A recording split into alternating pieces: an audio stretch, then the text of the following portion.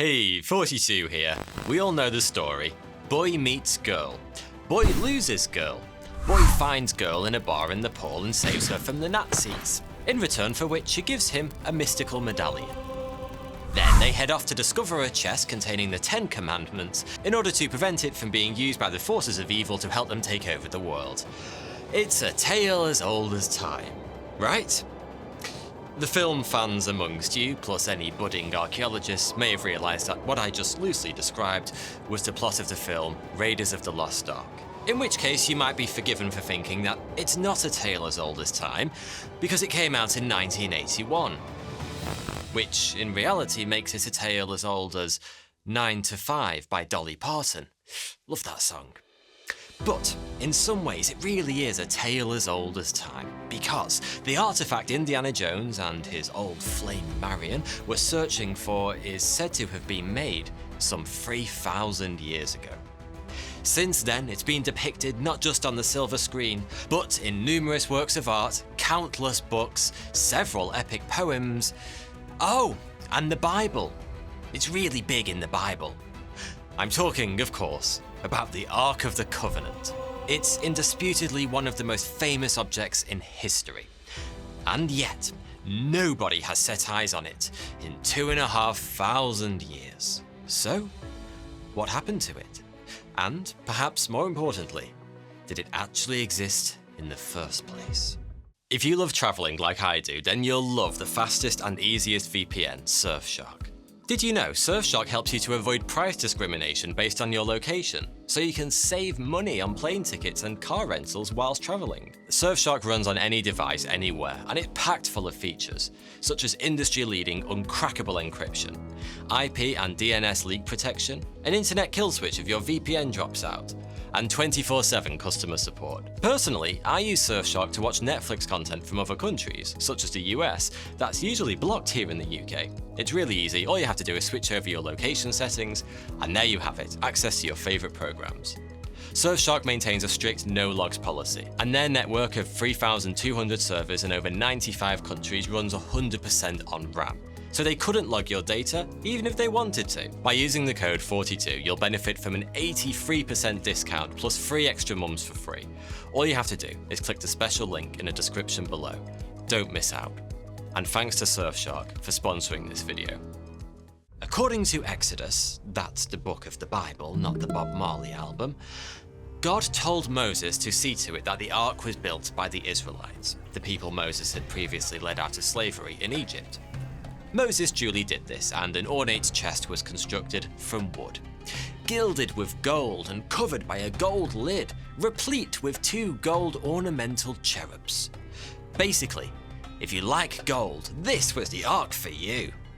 The Bible tells us that inside the ark, Moses placed the stone tablets on which the 10 Commandments were written, as well as 2 other holy relics. Perhaps unsurprisingly, given its divine content, the Ark is described as having incredible power. Admittedly, there doesn't seem to be any historical references to it melting people's faces off, as is the case in the Indiana Jones film, but it's said to have been the source for several other miracles, the most spectacular of which took place during the Battle of Jericho. When the Israelites laid siege to Jericho, they proceeded to march the ark around the city walls every day for 6 days. I can only imagine that the king of Jericho spent most of that time wondering if the Israelites had lost their marbles. That is, until the 7th day, when they marched the ark around Jericho one last time, and the city's towering walls crumbled into dust.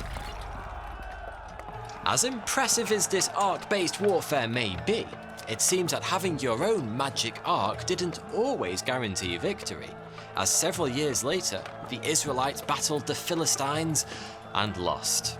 Not only that, but the ark itself was captured. Not that it remained an arc de triomphe for the Philistines for very long. In fact, it brought nothing but bad luck to its new keepers, as they were afflicted by, amongst other things, a nasty bout of bubonic plague. Apparently deciding this was a sign, because everything's a sign, the Philistines swiftly returned the ark to the Israelites. and it remained with them for several generations, residing in the temple in Jerusalem, built by the wise King Solomon. It must be great to be referred to as wise by everyone, mustn't it? Anyway, around 587 BC, the Babylonians attacked Jerusalem. Led by King Nebuchadnezzar II, they destroyed much of the city, including Solomon's temple. So, what happened to the Ark? Well, this is where the adventure really begins. Because from here on in, there are several theories as to where it went. If you believe Indiana Jones, and frankly, why wouldn't you? The man's a doctor, for goodness sake. Then the Ark was taken by the Egyptian pharaoh Shishak, long before the Babylonians attacked, and was buried in a really creepy vault in the ancient city of Tanis. You might remember the scene in Raiders when Indy and Marion are trapped down there. It's dark, their torches are slowly going out, and dozens of snakes are coming in through the holes in the walls, swiftly followed by a load of mummified corpses. Basically, if you're playing Indiana Jones bingo, when you see that bit, give yourself a full house immediately. Another story, albeit one that sadly involves fewer snakes and Nazis, also begins with the Ark being removed from Jerusalem before the Babylonians turn up. In this version, it was nabbed by King Menelik, who took it back to his home country of Ethiopia. The Ark of Zion, as followers of the Ethiopian Orthodox Church refer to it, is supposed to have been kept for a time in a church on the island of Tanakirkos, home to an order of monks. Historically, the monks took a vow of celibacy, and no women were allowed onto the part of the island where they lived, so I imagine having a fancy ark to look after was quite a welcome distraction. According to Ethiopian Orthodoxy, the ark was then moved to the city of Aksum, where it remains to this day in the Church of St. Mary of Zion. Unfortunately for the rest of us, and for the sake of the Ethiopian Orthodox Church proving their claim, no one's actually allowed to see the Ark, which is really convenient. Except of course the monk who sits with it day and night, praying constantly, burning incense, and paying tribute to God. This guardian of the Ark is referred to as the Guardian of the Ark, which seems pretty sensible when you think about it. But possibly my favourite theory as to the Ark's whereabouts claims that it never left Jerusalem in the first place, but was instead hidden from the Babylonians beneath Temple Mount, the site on which Solomon's temple stood before it was destroyed. Fast forward 1500 years or so to the early part of the 20th century, and it was the golden age of British adventurers. Men with stiff upper lips and implausibly posh-sounding names were busy making their way across the globe in service of the British Empire, spreading religion, sharing innovation, and stealing from the natives. You know, good empire-building stuff. One of these men with the stiffest of upper lips and the most implausibly poshest of names was Montague Brownlow Parker, 5th Earl of Morley. Parker's early life had followed a route typical of many aristocratic young men in the late 1800s. He was educated at Eton and then joined the British Army as an officer.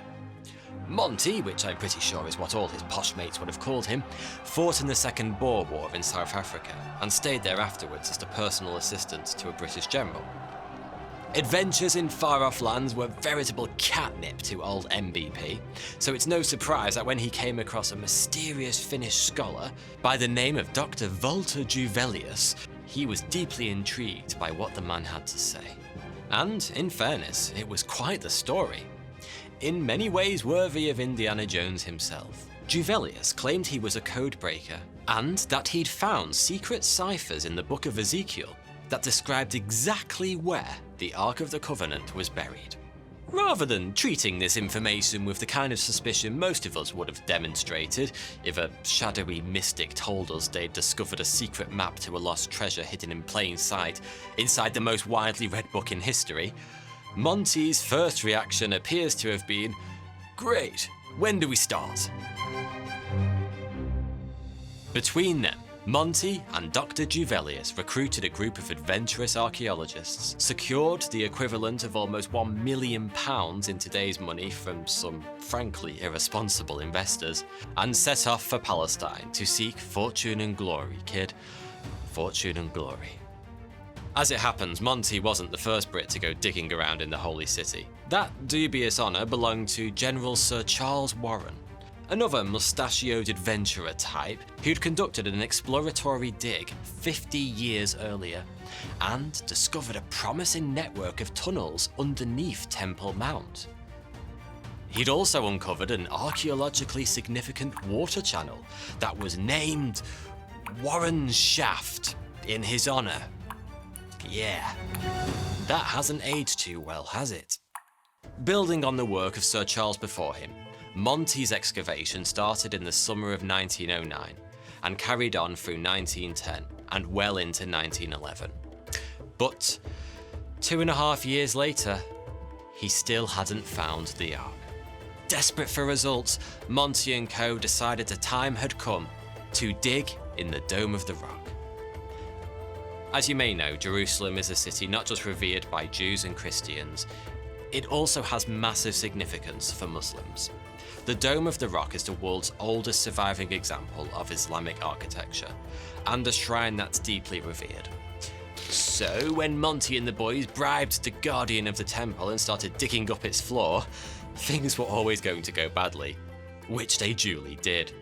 When word got out about where these plucky imperialists had decided to start planting their shovels, a full-scale riot broke out, and the group only just managed to get out of Jerusalem alive, making their escape on a yacht. The treasure hunters vowed to return though, believing they'd come very close to discovering the Ark. But before they had the chance to do so, the First World War broke out. The world was a very different place after 1918, and ultimately, our Edwardian expendables never went back to finish what they'd started. So were they indeed on the brink of discovering an artifact which has captivated people for thousands of years? Is the Ark of the Covenant buried there to this day, tantalizingly out of reach in the tunnels beneath Jerusalem? Well, after extensive research, I can exclusively reveal that the answer is... I have no idea. No one does. The Ark may indeed be lying undisturbed beneath that holiest of cities, waiting for a modern-day Monty to unearth it. It may be in Ethiopia, under the watchful gaze of its presumably slightly bored guardian. It could be pretty much anywhere. As recently as 2008, British University professor Tudor Parfitt, whose name makes him sound like a colour you'd use to paint the spare room, claims to have tracked it down to Arran in Zimbabwe. But others believe it was taken to France by the Knights Templar, and still others placed the Ark in a secret location inside a church in Rome. But the truth is, we'll likely never know. Not just where the Ark is, but if it ever actually existed in the first place. After all, underneath the fancy gold grills, the Bible tells us that the Ark of the Covenant was made of wood, which would likely have turned to dust by now. As of today, there simply isn't enough evidence to draw any firm conclusions. But perhaps that's all for the best. The mystique, the centuries-old tale of celestial power, and of course the prospect that it might yet one day be found. These are the reasons that from the ancient world to the silver screen, we've remained so utterly transfixed by the Ark of the Covenant. Thanks for watching.